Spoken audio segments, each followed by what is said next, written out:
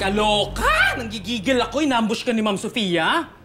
Hayaan nyo na. Nag-sorry naman na si Glenn eh. Tsaka nagkausap din naman ng maayos. Ayos? Naku! For sure. Pinaplastic ka lang niyang madrasta mo. Alam ko naman yun eh. Pero yun nga, sabi ko sa kanila, ang importante lang sa akin, peace of mind. Tsaka wag na nilang guluhin si Lola. Kayo ba? Kamusta kayo dito? Ayun. Muntik na kami makakain ng buhay na manok. Ano? Ay nako girl, long story. Ako, basta. Mukhang napapadalas yung symptoms sa mga sakit ni Kapitana. Ako. Ano sa tingin nyo? Ituloy-tuloy ko na ba tong pag-leave ko? Anong tuloy-tuloy? Didiretso ko na sa pagre-resign. What?!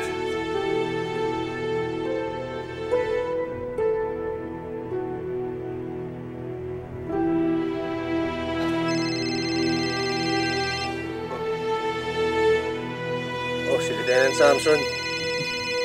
Sabi na nga ba, crush ka niyan. Lieutenant Samson, ano balita? Tonyo, malapit ka ba sa station? Malapit-lapit. Bakit? May malaking gulo dito. Anong gulo? Si Robles, sinostage na Major Flores. Bumalik na kayo dito. Ano? Bok, tara!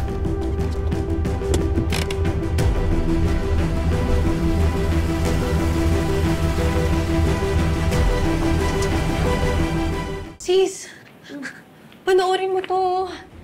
Dali. Ano yan? My fellow netizens, breaking news. May ongoing hostage situation ngayon dito mismo sa Station 12. Stage taking? Sa Station 12? Teka. Wait, di ba Station 12 sila, Sir Tonyo? Teka. Sumagot ka.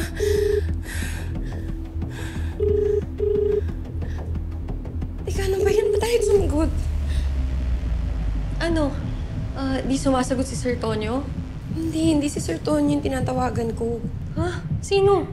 Si Sir Eric. Sir Eric?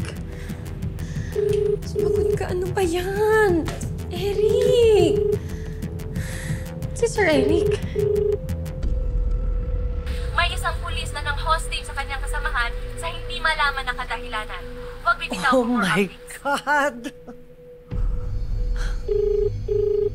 Hello, Glenn. Have you seen the news? Yeah, ngayon lang din. Anong plano mo? Let the police handle the situation. Wrong. Akala ko ba gusto mong mahalin ka ng kalabari? What do you suggest I do? Sumugod ako doon? Magpakabayani ako? Makipagbarilan ako sa mga hostage takers? Well, that would make you a dead man. At hindi ka action star katulad ng tatay mo. What do you suggest I do, nga? Take a page out of your Ninong Victor's playbook. Ikaw ang magpasuko sa hostage taker. That would make you Carla Barry's new hero.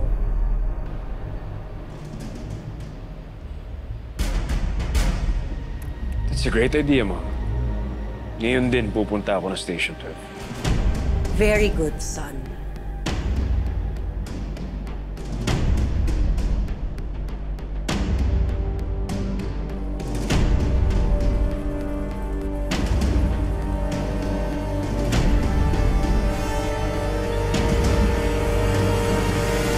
Magre-resign ka na sa pagpupulis? Di ba love mo yun? Tsaka ang alam ko, dream mo yun di ba? Simula nung bata ka? Natupad na naman yung mga pangarap ko eh. Naging pulis na naman ako. Di ba? Pero, hindi ka pa detective. Which is your end goal, di ba?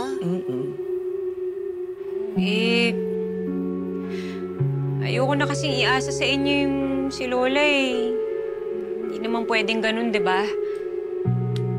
Pero, alam mo, Bobby, kami naman ni Mar, hindi naman kami nagre-reklamo eh.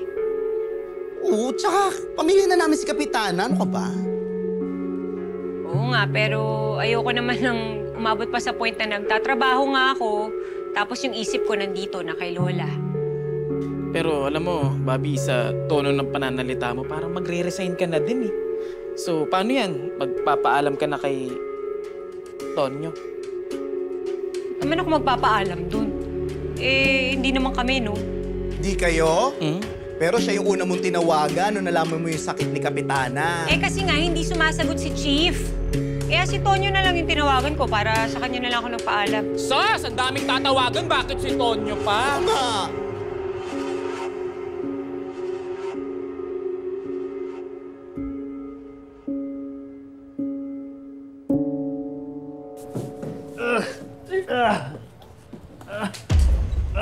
Hoy! Hoy! Hindi dyan. Doon.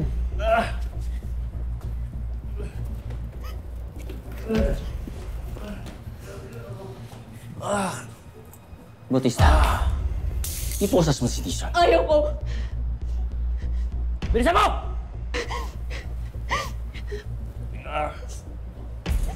Sir,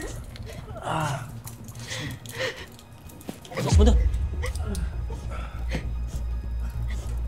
sorry, sir.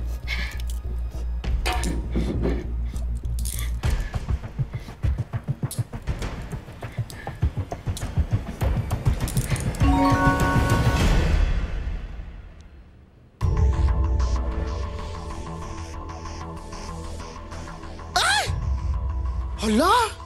Kakaloka to! Si bakla naman. Ano ba yan? Tinatanong nung friend ko kung nasa Station 12 ka raw, Bobby. Oh, May pulis daw na nag-amok. Hostage niya ngayon yung mga kasama niya sa Station 12.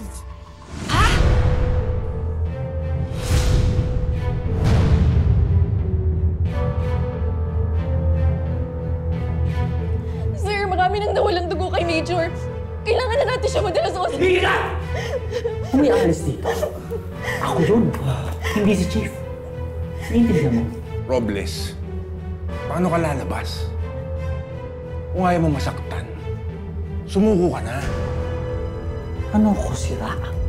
Kapag ginawa ko yun, papatayin niyo akong lahat. Ano bang pinagsasasabi mo? Ba't naman namin gagawin yun? Ano bang nangyayari sa'yo? Robles, sumuko ka na. Ilalakad ko na naging state witness ka. Pero kailangan mong ituro kung sino mga sindikato.